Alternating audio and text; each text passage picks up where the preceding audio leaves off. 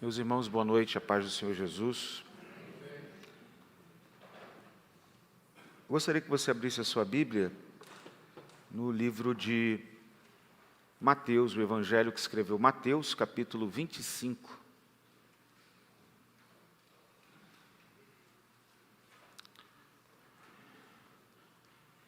Eu quero pedir auxílio aqui a dois irmãos para pegar o púlpito aqui e colocar para baixo, por favor. Uma vez que não tem ninguém lá em cima, a não ser o pessoal da mídia, eu vou me aproximar um pouquinho aí dos irmãos, acho que é melhor hoje, por gentileza. Muito bem, pessoal da mídia aí, peço perdão, sei que vai ter que reposicionar aí as câmeras, pessoal de casa, mas eu julgo ser melhor, tal qual na parte da manhã. Mateus 25, nós vamos ler alguns versículos da palavra do Senhor em Mateus, capítulo de número 25. Os versos que leremos são os versos 14 a 30. Eu estou lendo na versão Almeida, Nova Almeida atualizada. Mateus 25, 14. Pois será como um homem que, ausentando-se do país, chamou os seus servos e lhe confiou os seus bens. A um deu 5 talentos, a outro deu 2 e a outro deu 1, de acordo com a capacidade de cada um deles. E então partiu. O servo que tinha 5 talentos saiu imediatamente a negociar com eles e ganhou outros 5 talentos, outros 5. Do mesmo modo, o que tinha recebido 2, ganhou outros 2. Mas o servo que tinha recebido 1 talento, saindo, fez um buraco na terra e escondeu o dinheiro do seu senhor. Depois de muito tempo, o senhor daqueles servos voltou e fez um ajuste de contas com eles. Aproximando-se, o que tinha recebido 5 talentos, entregou outros 5, dizendo: Senhor, o Senhor me confiou 5 talentos, eis aqui outros 5 que ganhei. O Senhor disse: muito bem, servo bom e fiel. Você foi fiel no pouco, sobre o muito o colocarei, venha participar da alegria do seu Senhor. E aproximando-se também o que tinha recebido 2 talentos, disse: o Senhor me confiou 2 talentos, e eis aqui outros 2 que ganhei. Então o Senhor disse: muito bem, servo bom e fiel, você foi fiel no pouco, e sobre o muito o colocarei, venha participar da alegria do seu Senhor. Chegando por fim, o que tinha recebido 1 talento, disse: sabendo que o Senhor é um homem severo, que colhe onde não plantou e ajunta onde não espalhou, fiquei com medo e escondi o seu talento na terra. Aqui está o que é seu. Mas o Senhor respondeu: servo mau e preguiçoso, você sabia que eu colho onde não plantei e ajunto onde não espalhei? Então você devia ter entregado o meu dinheiro aos banqueiros, e eu, ao voltar, receberia com juros o que é meu. Portanto, tirem dele o talento e dei ao que tem 10, porque a todo o que tem, mais será dado, e terá em abundância, mas ao que não tem, até o que tem, lhe será tirado. Quanto ao servo inútil, lancem-no para fora, nas trevas, ali haverá choro e ranger de dentes. Que Deus em Cristo nos abençoe na reflexão da sua bendita palavra. Amém.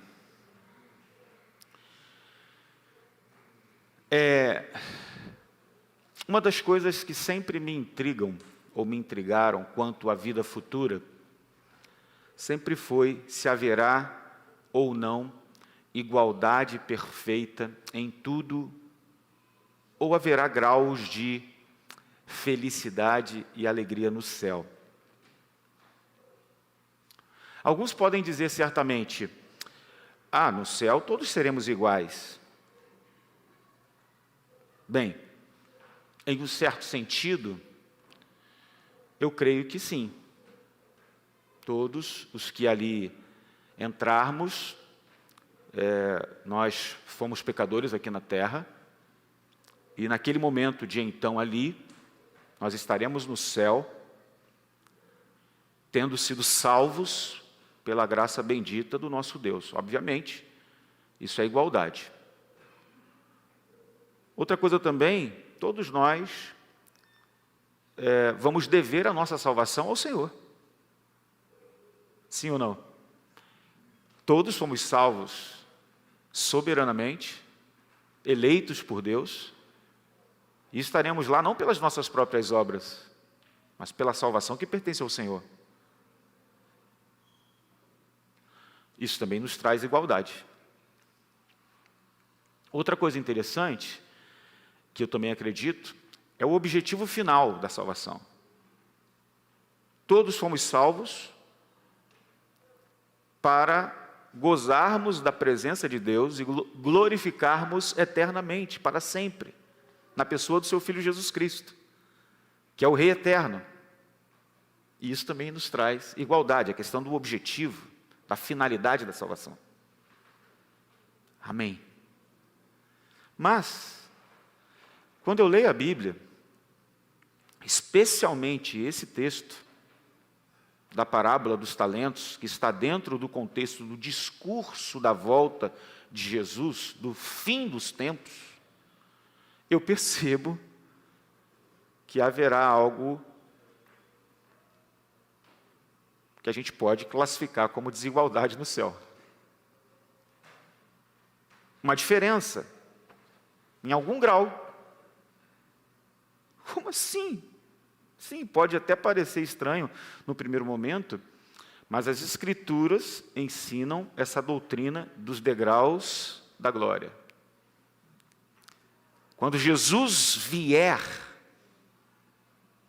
quando o acerto de contas acontecer,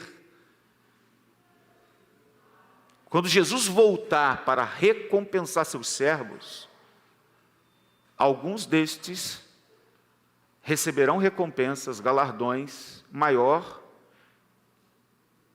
que os outros que, embora salvos, não receberão. Ou seja, não em igual medida. O texto é claro em dizer isso para mim, para nós.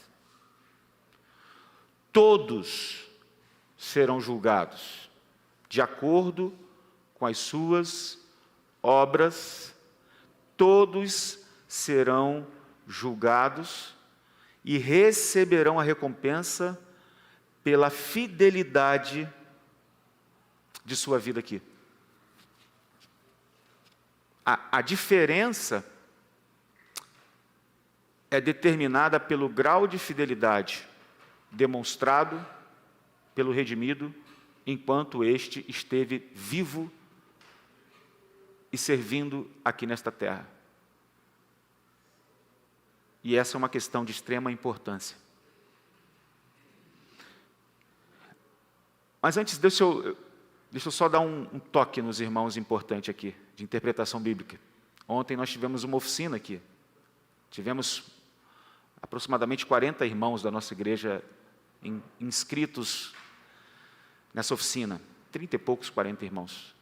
Total de 72 pessoas inscritas, 71 pessoas inscritas.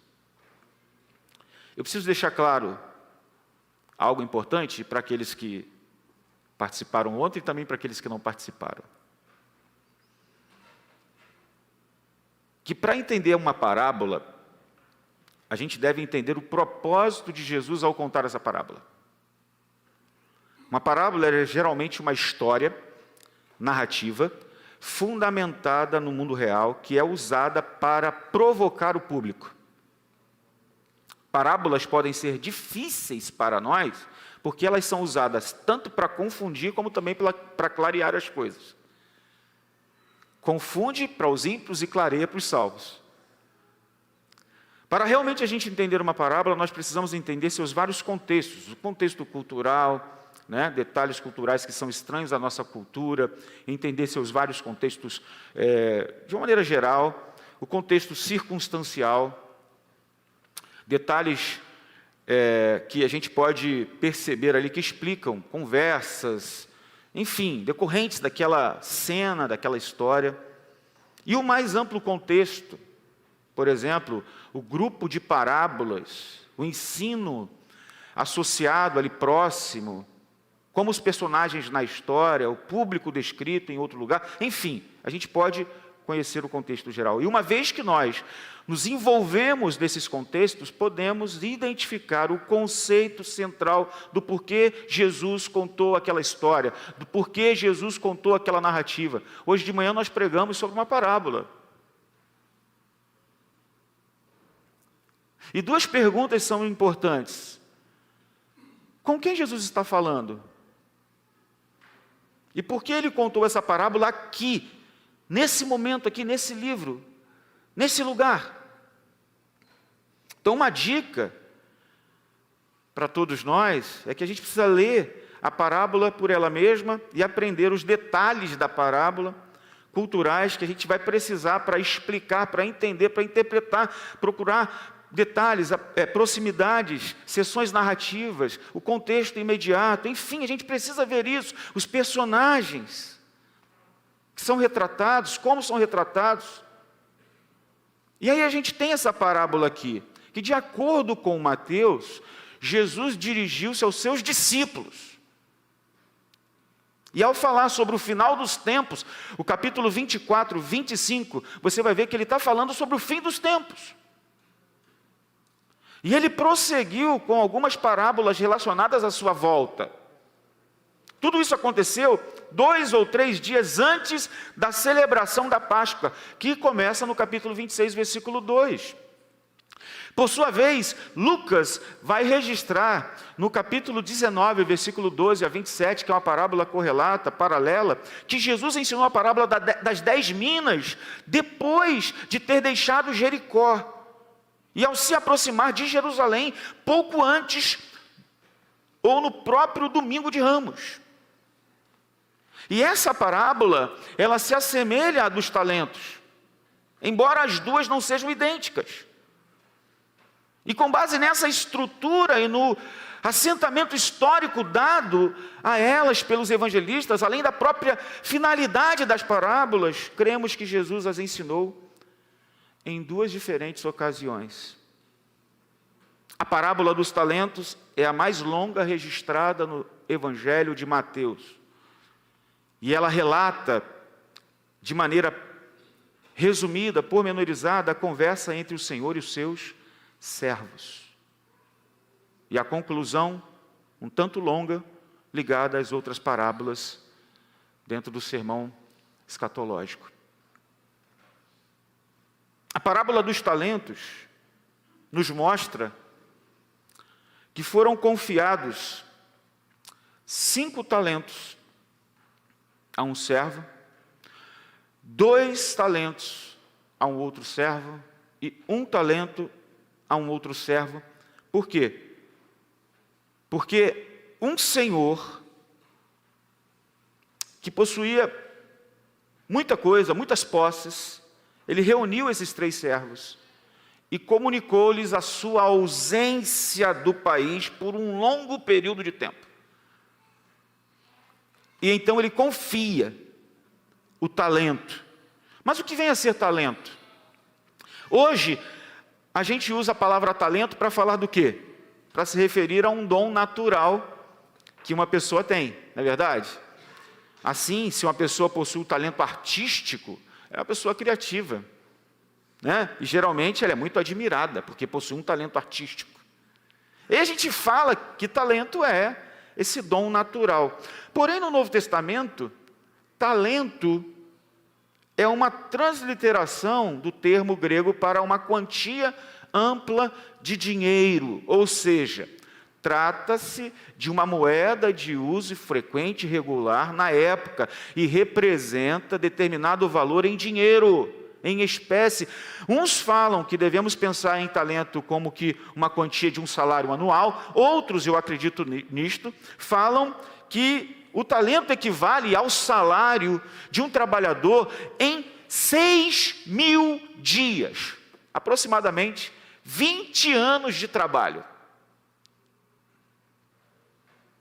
E na história contada por Jesus, talento simboliza não apenas habilidades humanas, mas todas as capacidades, todos os recursos que os homens recebem nesta vida. A quantia, ela é grande, ela é proporcional à questão das capacidades e recursos que todos os seres humanos recebem nessa vida, pois tudo nos é confiado por Deus e para usarmos para a glória de Deus. Então ele trata com os seus servos, não apenas numa questão de base comercial, mas a maneira oriental, como sócios de uma empreitada. Eu vou dar uma parte aqui para você, e olha, você tem agora que empreender, porque daqui a algum tempo eu vou voltar, e a gente vai acertar a conta. É como se fosse sócio, é como se o Senhor chamasse os servos para serem sócios dele. Então a sua reserva era aproximada aí de 8 talentos. Não é isso? 5 para um, 2 para o outro, 1 para o outro. Ele confia a esses 3 servos. O Senhor conhecia seus servos muito bem, gente. E conforme a capacidade de cada um, ele distribui os talentos. Porque ele os conhecia, ele sabia quem eram os seus servos. Ele tinha aprendido a reconhecer a capacidade deles e sabia que podia confiar a eles a sua riqueza.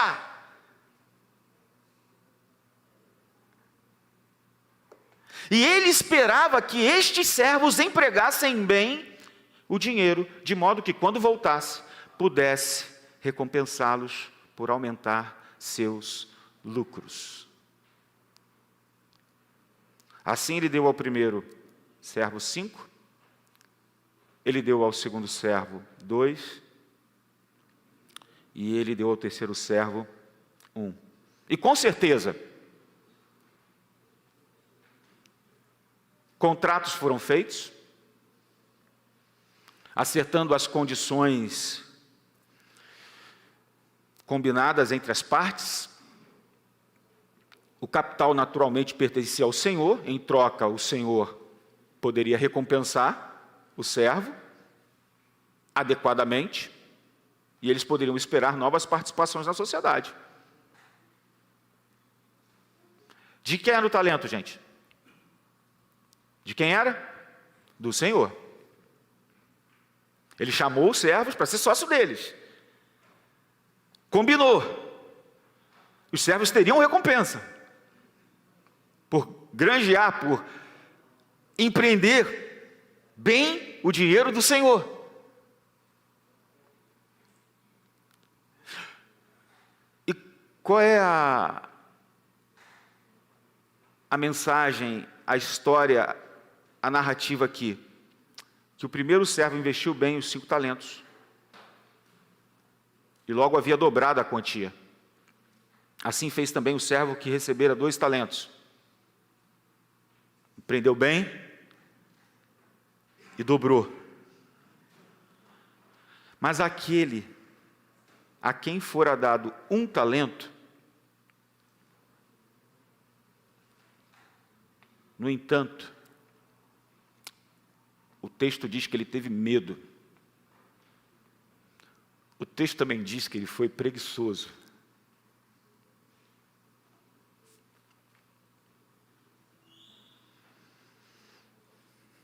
E ele não investiu. Ele não trabalhou. Mesmo tendo recebido o talento, ele não trabalhou. Talvez se sentisse diminuído pelo fato de ter confiado a ele apenas 1 e aos outros 2 e 5, não sei.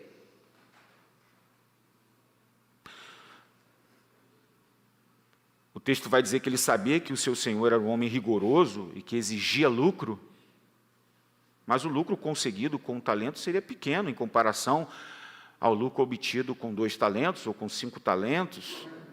Então, ele deve ter dito assim: sabe de uma coisa?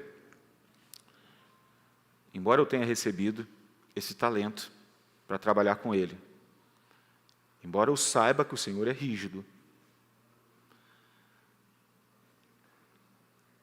eu não vou fazer nada não. Eu vou ficar na minha, vou enterrar o talento. Quando ele voltar, eu devolvo o que é dele. E paciência. Nada fez com o dinheiro, mas apenas enterrou o que havia recebido para trabalhar. Na cabeça dele, assim, o que ele recebeu ficaria em segurança. E por ocasião da volta, poderia devolver a soma original do que lhe fora dado. Então a gente tem 2 servos que recebem talentos e que trabalham e multiplicam, e a gente tem um servo que recebe um talento, que não faz nada e que enterra o que recebeu. Eu queria então pensar com vocês nos 2 primeiros servos, no servo que não fez nada e na volta do seu Senhor, no Senhor que traz a recompensa. Em primeiro lugar, a gente tem os 2 primeiros servos. Depois de um longo tempo, o Senhor voltou. E quando voltou o Senhor, Ele chamou os seus servos para o acerto de contas. O dia do ajuste chegara. Chegou o dia do acerto de contas. Os livros foram abertos. E cada servo prestou o seu relatório, prestou contas do dinheiro que lhe havia sido confiado. O primeiro servo apresentou então seu relatório, não apenas com 5 talentos recebidos, mas também com outros 5 que ele havia conseguido.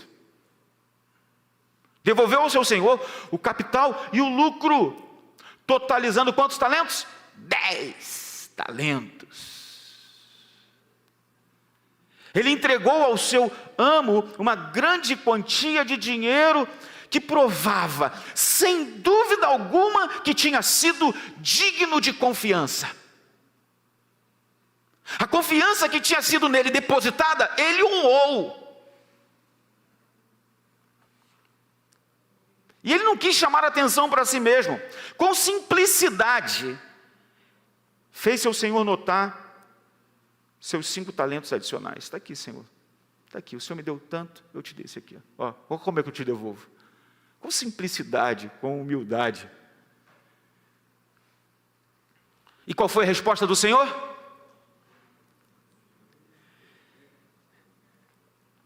Queridos, a resposta do Senhor foi equivalente à fidelidade do servo. Ele foi generoso ao exaltá-lo, ao recompensá-lo. Primeiro exclamou: muito bem, servo bom e fiel. Muito bem. Ele elogiou o excelente desempenho do servo. A seguir chamou o servo de bom e fiel. E em terceiro, o colocou como responsável por muitas outras coisas. Foste fiel no pouco, sobre o muito te colocarei. Ainda em quarto lugar, convidou-o a assentar-se à mesa e a celebrar com ele o resultado obtido. Sente-se à mesa com seu Senhor.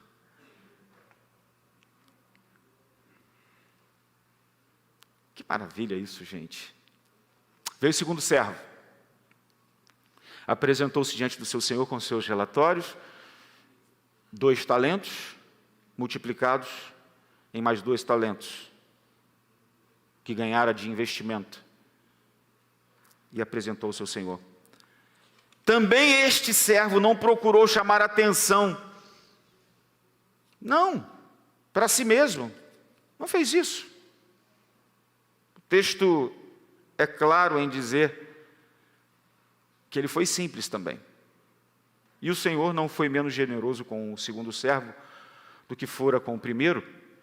Da mesma maneira, as recompensas foram equivalentes à fidelidade demonstrada. O Senhor provou ser muito generoso. Elogiou, da mesma forma que elogiou o que tinha 5. Porque, gente, vamos concordar. O Senhor que sabia a capacidade de cada um, deu a cada um conforme a sua capacidade. E os 2, dentro da sua própria capacidade, foram fiéis.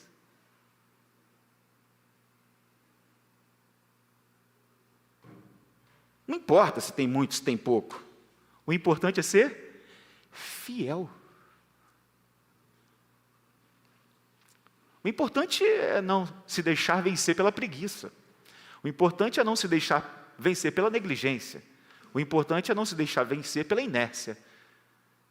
O importante é não se tornar um parasita.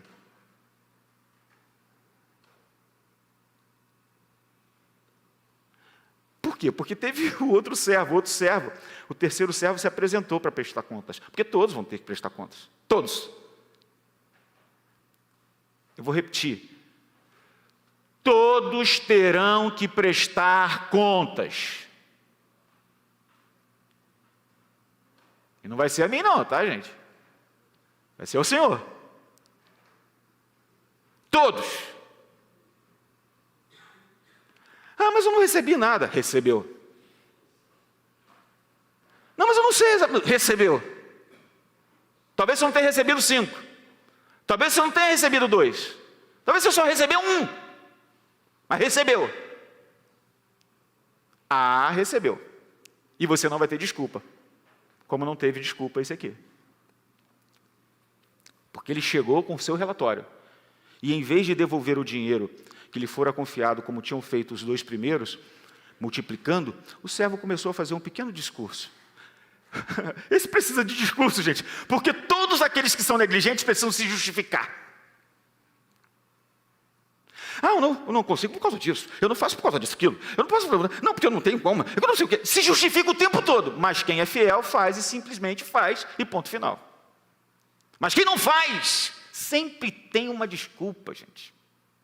Sempre tem uma justificativa. Pode observar. Mas você acha que essa justificativa dobra o Senhor? Vamos ver se dobra. Ele começou a fazer um pequeno discurso. Não louvou o Senhor pela generosidade demonstrada dele. E antes descreveu o seu Senhor, inclusive como um homem rígido, rigoroso. Eu sei que o Senhor é um homem severo. Eu sei que o Senhor é um homem rigoroso. Eu sei que o Senhor é um homem rígido. E, inclusive, eu tenho observado que o Senhor ceifa aonde nem o Senhor semeou. Isso é meio que injusto, inclusive. Tipo assim, o Senhor quer que a gente dê ao Senhor aquilo que nem o Senhor semeou. O Senhor recolhe onde não espalhou a semente. Então, porque eu achei que eu estava em perigo, fiquei com medo de arriscar, eu fiz o seguinte, eu cavei um buraco na terra e coloquei o dinheiro do Senhor ali.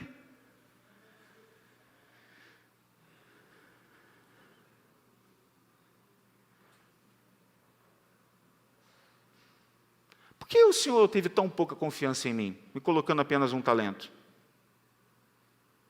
O que eu poderia fazer com um talento apenas? Levando-se em conta que, se tivesse algum lucro, eu pouco veria dele, por desforra, eu decidi, então, não fazer simplesmente nada com o que o Senhor me deu. É tão pequeno o que o Senhor me deu, é tão insignificante. Eu não teria notoriedade, eu ficaria no anonimato, porque o que o Senhor me deu para eu fazer, ninguém ia ver. Umzinho. Então eu preferi esconder, enterrar.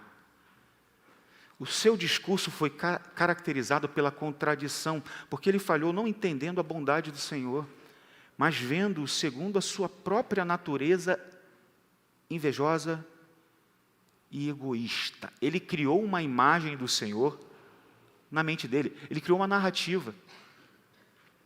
Ele se sentiu diminuído, embora afirmasse que temera fazer qualquer investimento com dinheiro. Ele não usou o talento do modo lucrativo, mas parecia esperar palavras elogiosas mesmo assim, por apenas tê-lo guardado em segurança. Ele queria se justificar para poder depois ainda ser elogiado. Queria que entendessem que não perderam nada do dinheiro de seu senhor. Explicitamente disse que o talento pertencia ao seu senhor e ele o conservava em segurança. Está aqui o que é seu, de volta, e ponto final.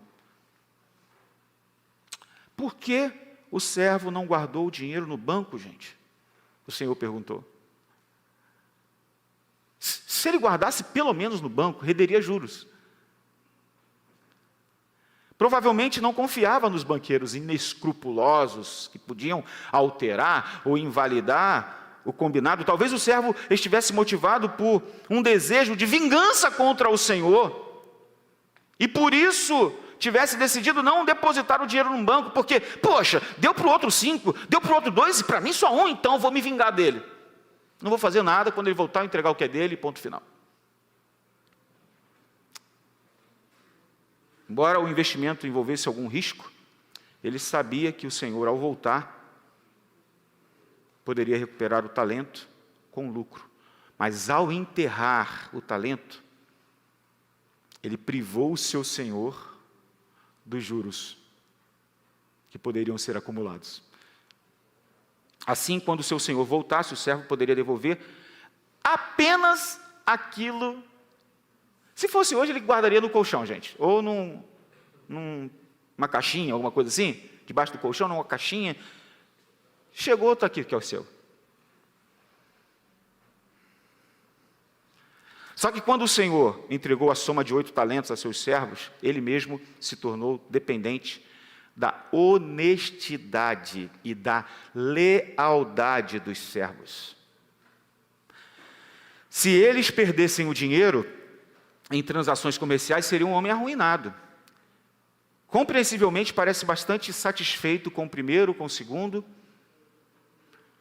que mostraram haver dobrado a quantia ali, confiada a eles, mas e ele os louvou pela diligência, pela generosidade, pelo trabalho, os recompensou com generosidade.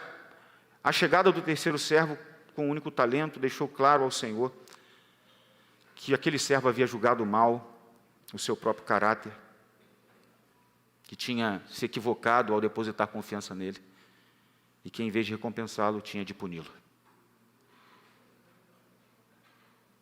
A resposta do Senhor à fraca desculpa do servo para a sua indolência foi o oposto da sua resposta para os 2 primeiros servos. O que ele disse para o terceiro servo, gente?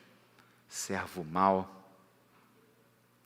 servo negligente, servo inútil.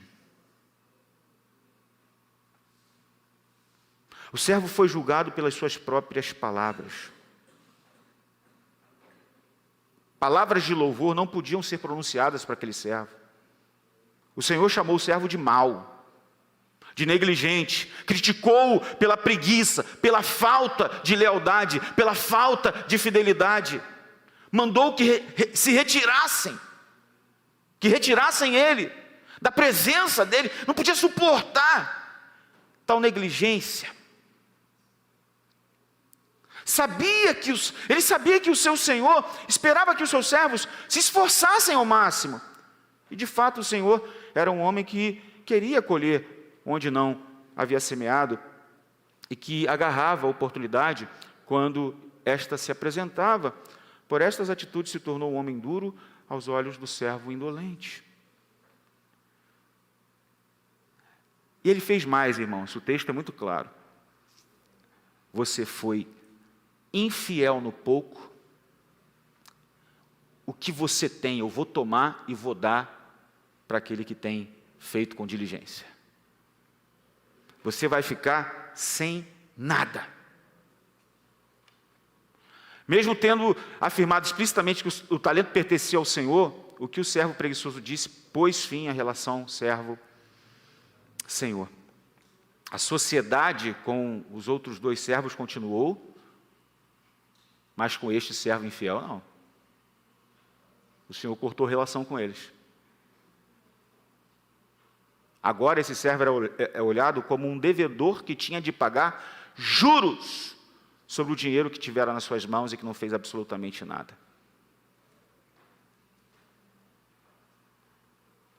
Por fim, o Senhor, voltando-se para o servo, procurou recuperar o que de direito lhe pertencia, compartilhou com aquele que havia trabalhado, e o servo, que era inútil para o seu senhor, foi lançado nas trevas. Com palavras duras, o texto mostra o fim deste servo.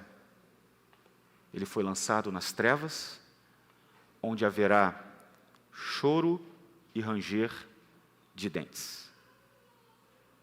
Não são palavras minhas, tá, irmãos? São palavras do próprio Senhor Jesus.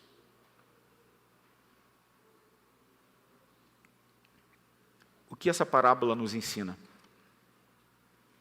Qual o significado dela? A parábola dos talentos se insere no conjunto de ensinamentos de Jesus a respeito da sua volta. A gente falou sobre isso. Você vai ver, por exemplo, a parábola das 10 virgens, do versículo 1 ao versículo 13. Você vai ver depois, versículo 31, falando sobre o grande julgamento. Quando você olha para a parábola das damas, você faz uma comparação, as damas de honra, lá das 10 virgens, esperavam o noivo. E os servos, que receberam o dinheiro para granjear, para trabalhar, esperavam seu senhor. E trabalharam. A parábola ensina que durante a ausência de Jesus, espera-se que seus seguidores trabalhem diligentemente com os dons que a eles foram confiados. A parábola ensina que Jesus Cristo, que voltou para o céu, que está sentado à destra do Pai, à direita do Pai, um dia voltará. E enquanto nós, discípulos dele, estivermos aqui, devemos trabalhar com os dons que ele nos confiou, com as habilidades que ele nos entregou. E ele nos entregou a todos. Ele entregou habilidades a todos. Ele deu dons a todos. E ele espera, Jesus espera, que quando ele voltar, ele encontre pessoas fiéis, que trabalhem, que sirvam diligentemente, fielmente, naquilo que ele confiou a cada um de nós. Porque nós seremos responsáveis, considerados responsáveis por cada um dom recebido na ocasião da sua volta. E eu repito, não tem ninguém aqui, irmãos, que não tenha um dom pelo menos, que não tenha uma vocação pelo menos. E por causa do pronunciamentos tais como entra no gozo do teu Senhor, ou servo inútil, lançai-o para fora nas trevas, ali haverá choro e ranger de dentes. Jesus deixa entender que estas são apenas as palavras do Senhor, são suas próprias palavras, referindo-se ao dia do juízo, ao dia do julgamento. Um dia todos nós compareceremos diante de Jesus para prestarmos conta daquilo que fizemos ou do que não fizemos aqui com o que Deus nos deu. O que Deus tem te dado? O que o Senhor tem confiado a você? E o que você tem feito com aquilo que o Senhor tem confiado a você? Granjeado? Trabalhado? Ou enterrado? Não responda para mim. Faça uma reflexão. Porque você não vai prestar contas para mim, para o pastor. Tem gente que acha que é o pastor que vai cobrar, que vai colocar a faca no pescoço. Sou mau, sou ingrata. Não, irmãos, não, eu não vou fazer isso. E eu nem tenho esse tipo de perfil. Mas eu queria te dar uma notícia muito importante. Um dia, você vai prestar contas com Deus daquilo que Ele te confiou. Um dia, você vai comparecer diante do Senhor. E a pergunta que eu faço para você é a seguinte: você vai fazer como servo mau, cheio de desculpa e justificativa? Ou você vai, a partir desta mensagem, se despertar para servir ao Senhor com fidelidade? O que você vai fazer? Ou você vai continuar dando justificativa, que você não pode, faz aquilo, não sei o quê, eu tenho isso, eu tenho aquilo. O que você vai fazer a partir de agora? Diz aí para mim. Mas não fala não. Pensa. A parábola dos talentos foi dirigida aos discípulos de Jesus. Mas a parábola, aos discípulos daquela ocasião, mas a parábola não se limita, não se restringe aos discípulos só daquela ocasião, mas a todos nós. Somos leitores. Através dos séculos, a parábola dos talentos tem falado e continua a falar a todos os cristãos, ao coração daqueles que um dia foram salvos, chamados para o Senhor, para andarem na presença do Senhor, mas depois foram enviados para então, com os dons, capacitação que o próprio Deus dá, na égide e na influência do Espírito, poderem então dar continuidade à obra de Deus. Mas a questão é, o que nós temos feito? Ele confiou a gente. Nós, irmãos, somos o canal por onde a mensagem da palavra de Deus flui para o mundo que nos cerca. Seja na igreja, seja no mundo, nós temos que ser servos e discípulos diligentes, dentro da casa do Senhor, no serviço do templo ao Senhor, naquilo que o Senhor nos confiou, independente da área que seja, se é uma área que corresponde a 5 talentos, se é uma área que corresponde a 2 talentos, ou se é uma área que corresponde a 1 talento. Eu não sei qual é a área que Deus vocacionou, eu não sei qual foi o dom que Deus deu a você, mas eu tenho uma certeza: você pode ser fiel no pouco, pode ser fiel no muito. Mas tem que ser fiel, gente. O que não pode é ficar arrumando desculpa. É engraçado que a gente arruma desculpa para tudo, gente. Quando as coisas têm a ver com Deus, principalmente, a gente sempre está dizendo não. Não posso aqui, não quero, não sei o quê. É uma dificuldade, quer ver? Tem dificuldade de liderança. Tem dificuldade de professores. Tem dificuldade de gente para servir, tem dificuldade de instrumentista. Tem dificuldade de gente para cantar. Tem dificuldade de gente para pregar. Tem dificuldade de gente para contribuir. Tem dificuldade de gente para visitar. Tem dificuldade de gente para aconselhar. Por que será, gente? Não, é porque o Senhor, Ele fechou a caixinha de dons no céu e as pessoas nos dias de hoje não têm recebido mais esses dons. A Igreja Vila Paraíso, um universo de 230, 40 pessoas, 50 pessoas, Deus deu um dom exclusivo para uma pessoa, para ser o pastor da igreja e pregar. Deu exclusivo para ser o experiente de EBD e dar aula de EBD, ou professor de EBD, para 1 ou 2, assim, isso é coisa muito séria, gente, isso é coisa muito especial. Aconselhar, por exemplo, não tem nada a ver comigo. Liderar, falar numa EBD ou num pequeno grupo, ou tocar, enfim, gente, a gente tem vivido tempo de escassez, mas eu tenho certeza de que não é porque Deus não dá dons, mas é porque a gente tem gente aos montes dentro dos templos chamados evangélicos, negligentes, irresponsáveis e preguiçosos. Tão duro falar isso, gente.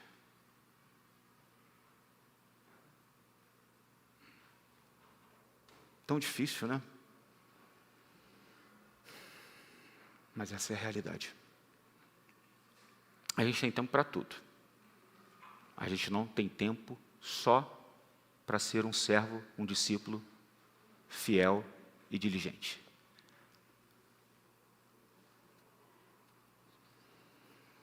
Não sei se por receio,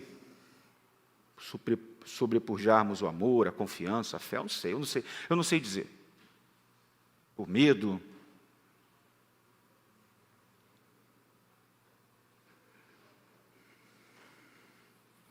Eu quero dizer com todas as palavras que o Senhor te deu, sim. Ele depositou em você, sim, um talento, um dom específico para que você possa trabalhar.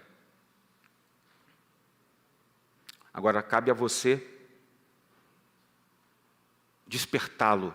Talvez nem descobri-lo, mas despertá-lo. Tem gente que precisa descobrir, sim, mas a boa maioria tem que despertar. Investir. Trabalhar. Até o Senhor voltar. Porque o cristão que trabalha com fé colherá imensos resultados, dividendos. Sem se preocupar consigo mesmo ou com seus próprios interesses. Porque ele sabe que aquilo que ele recebeu pertence ao Senhor. E porque não pertence a ele, pertence ao Senhor, ele quer ser fiel. Ele quer ser fiel. Talvez você não vai ser, ou não vai receber, dons de serviço, ou de ministério, como recebeu Paulo, Pedro, Lutero, Calvino, John Knox, Jerônimo Savonarola e outros na história. Dons que recebeu, por exemplo, pastor Samuel Lopes. Mas a parábola vai dizer que mesmo aqueles que receberam 2 foram fiéis. Aquele que recebeu 2, aquele que recebeu 1, não foi fiel. Jesus conhece a sua capacidade. Ele não vai te dar um fardo que você não possa carregar. E outra, Ele dá o dom e Ele mesmo capacita. Ele mesmo dá o suporte. Ele mesmo dá o respaldo. Vocês concordam? Vocês acreditam nisso, gente? Pô, irmãos, eu toda vez que subo ao púlpito, sabe qual é a sensação que eu tenho? De inadequação. Mas não parece, pastor. Mas só eu e Deus sabe, irmãos. Só eu e Deus sabemos. Porque eu sei que eu não sou digno de estar aqui.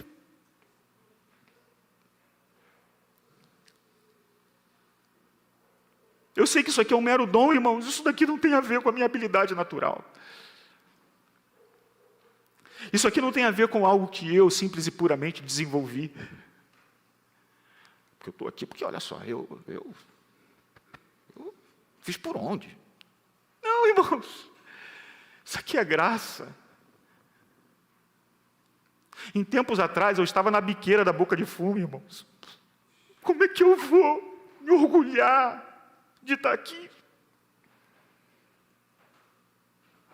Em tempos atrás, eu estava com um cigarro de maconha na minha boca, irmãos. Cheirando cocaína, irmãos. Eu era um pobre miserável, fadado ao inferno.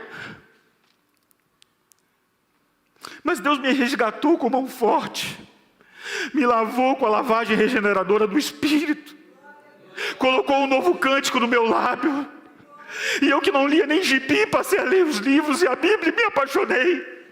Eu que via as pessoas pregando no púlpito, dizia, eu quero um dia chegar lá.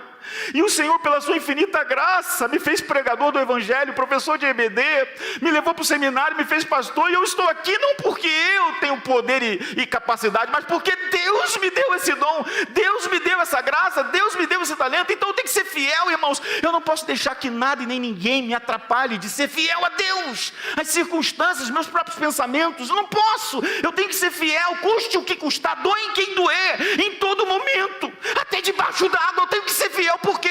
Porque eu sei quem me chamou, eu sei quem me salvou, eu sei que um dia Ele vai voltar, e Ele vai prestar contas comigo daquilo que Ele me deu.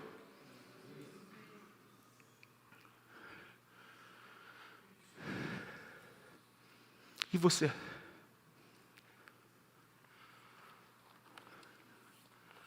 O que você vai fazer com o que Deus te deu, irmão? Você vai continuar insistindo em se justificar? Eu concluo aqui. Os 2 primeiros servos agiram diligentemente e conseguiram um retorno sobre os valores que lhe foram confiados, provavelmente através da criação de algum tipo de empreendimento. Palavra de Deus para a gente: vamos ser recompensados. Embora isso não possa ser o motivador, mas nós vamos ser recompensados. A obra do nosso trabalho não é vã no Senhor. O importante não é o montante obtido, é a fidelidade em utilizar os dons em potencial, em ser excelente no que se faz. Seja o melhor que você puder. Não seja negligente, meu irmão. Não seja negligente, minha irmã. Se Deus te deu um dom, um talento, não seja negligente. Não dê oportunidade para as pessoas ficarem falando de você, criticando você, porque você não faz o que você deve fazer. Saia dessa rota. A passagem deixa entender isso, que uma administração fiel nesta vida resultará no recebimento de maior responsabilidade e administração no porvir. Fiel no pouco, sobre o muito escolar. Eu não sei como é que vai ser no céu, irmão, só sei te dizer que por essa palavra nós vamos trabalhar lá. E outra, teremos patentes. Vai ser desigual, irmão, vai ser desigual. A gente não vai ficar triste não, um com o outro, nem vai ter inveja, porque lá não vai ter lugar para isso. Mas o fato é, irmãos, que vai ser desigual. Eu não sei te explicar como, mas que vai ser, vai. Quem trabalhou muito aqui, quem serviu bem aqui, quem foi diligente aqui, vai receber algo diferente. Vai ser diferente o negócio para ele lá. Vai.